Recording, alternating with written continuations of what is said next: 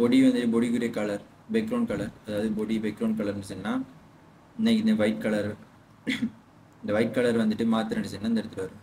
இந்த இடத்துல இமேஜ் ஒன்று போட்டு போகிறீங்கன்னா ஒன்றும் இல்லை, பேக்ரவுண்ட் இமேஜ் ஐஎம் ஃபுல்லாக இன்னைக்கு பாருங்க.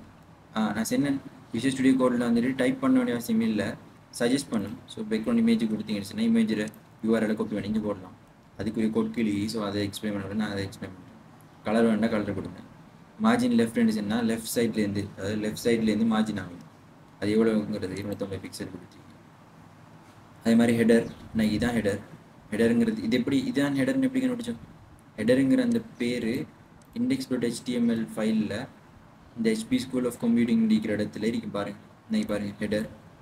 அதே மாதிரி இந்த இவ்வளோ வரைக்கும் என்னது ஹெடர். இவ்வளோத்துக்கும் கலர் வந்துட்டு பேக்ரவுண்டில் ப்ளூ கலரில் இருக்கும். அதே மாதிரி இருக்கு பாருங்கள். ஸோ அந்த கலரை மாற்றணுச்சுன்னா ஹெடரில் இருக்கிற அந்த கலரை இப்படி நார்மலாக கிளிக் பண்ணி தேவையான கலரை எடுத்து மாற்றினா கலர் மாறும். இதில் மாறாது. இதுக்குரிய சோர்ஸ் ஃபைல் இல்லை, இது வேறு சோர்ஸ் ஃபைல். இதுக்குரிய சோர்ஸ் ஃபைல் எடுத்து காட்டுறோம். சரி, அது மாதிரி கலர் மாறும். அதே மாதிரி இந்த லொகோக்குரியது ஃப்ளெக்ஸ் சென்டர்னஸ் இதுலேயும் மத்தியிலேயும். ஸோ நார்மலாக அந்த விஷயங்களுக்கு. அதே மாதிரி இது பேராகிராஃபுக்குரியது. பேராகிராஃப் இங்கே இருக்கு, இதுதான் பேராகிராஃப்.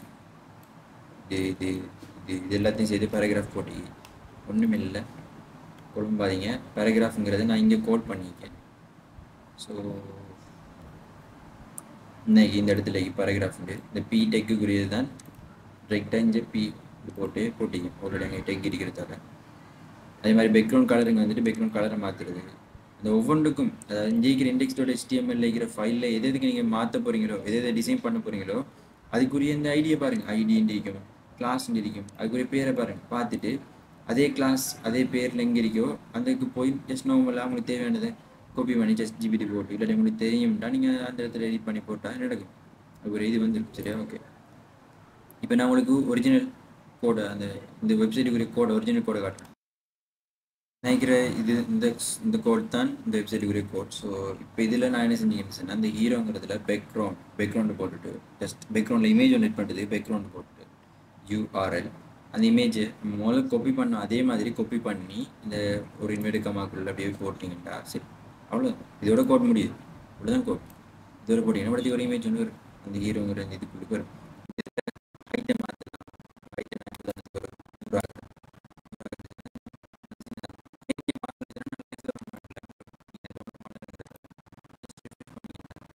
சைஸ் வந்துட்டு குறைஞ்சி இன்னைக்கு பாருங்க.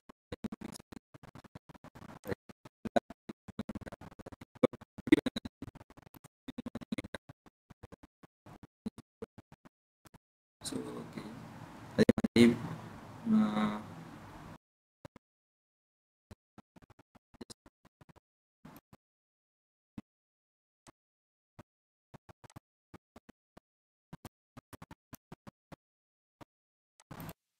ஓகேவா, இப்போ யூடியூப் வந்தாச்சு. இப்போ ஸோ இதில் செல்லப்போனால் உங்களோட வெப்சைட்டில் ஒரு படத்தை நீங்கள் இன்க்ளூட் பண்ணலாம். ஸோ இப்போ உதாரணத்துக்கு இந்த மிஸ்டர் பீஸ் இந்த வீடியோ எடுத்து ஒன்றும் செய்யதில்லை, நம்ம வளமே வாட்ஸ்அப்புக்கு ஒரு யூடியூப் வீடியோ ஷேர் பண்ணுற வீடியோ அதே மாதிரி தான், என்ன கொஞ்சம் வித்தியாசம். ஸோ ஷேரை கொடுத்தாச்சு. இப்போ இந்த கோடை காப்பி பண்ணிங்கன்னு சொன்னால் ஷேர் பண்ணலாம், வாட்ஸ்அப்பில் காப்பி பண்ணி ஷேர் பண்ணலாம். வெப்சைட்டில் போடணும்னு சொன்னால் இந்த இடத்துல பாருங்கள் எம்பெட் இந்த காப்பி இன்னைக்கு இந்த கோடை அவ்வளோத்தையும் காப்பி பண்ணணும். காப்பி பண்ணி கண்ட்ரோல் சி காப்பி பண்ணியாச்சு. இப்போ விஷுவல் ஸ்டுடியோ கோடுக்கு வந்துருக்கீங்களா இங்கே இருக்கு. ஓகே, இப்போ இந்த வீடியோக்கு பதிலாக தான் இப்போ நான் அந்த வீடியோவை எட் பண்ண போகிறேன். சரியா? ஸோ index.html மெயின் ஃபைலில் தான் இருக்கும் அந்த வீடியோ. ஸோ இது வந்துட்டு அந்த ஹெடருக்கு மேல் கிளிக்கிறீங்க. ஸோ இந்த இடத்துல பாருங்கள், இன்னைக்கு இந்த இடத்துல தான் நான் அந்த வீடியோ எட் பண்ணிங்க. 2 வீடியோக்கு பார்த்தா வரேன், 2 வீடியோ இருக்கு. ஸோ இந்த 2 வீடியோவில் இந்த மேலுக்கு இருக்கிற வீடியோ இந்த லிங்க் தான் இது. ஸோ நான் அந்த வீடியோக்கு பதிலாக அதை பேஸ்ட் பண்ணிட்டேன். ஒன்றும் இல்லை, just copy paste. So save பண்ணியாச்சு, ரிஃப்ரெஷ் பண்ணியாச்சு.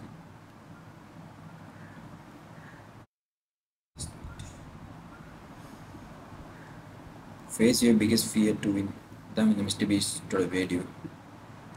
ஸோ அந்த வீடியோ எப்படி யூஸ் ஆகும்னா உங்களோட வெப்சைட் கூட தான் இருக்கும். ஸோ வெப்சைட் விட்டு வெளியே போகாது.